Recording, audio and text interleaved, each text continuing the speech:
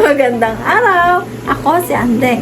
Nandito ako upang magbigay ng informasyon patungkol sa kung paano nga ba ang pagpili ng pagkatagapagkasundo na nakapaloob sa Republic Act 9285 o ang Alternative Dispute Act of 2004. Sa proseso ng katarungang pambarangay, mahalaga ang pagbuo ng pagkatagapagkasundo upang tumulong sa pag-aayos ng alitan ng dalawang panig.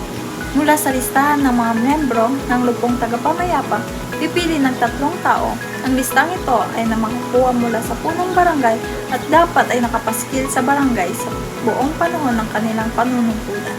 Sa pagpili ng 3 membro, ang bawat panig ay pipili ng tag-1 tao mula sa listahan. Kapag nakapili na ang bawat isa, 2 na ang membro ng pangkat.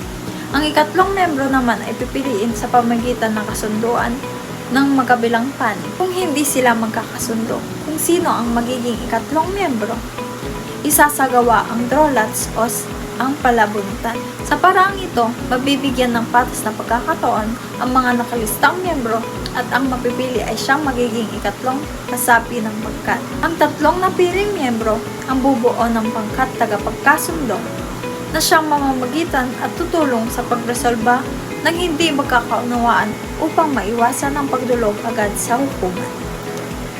Yun lamang po. Maraming salamat po sa pakikinig. Ingat!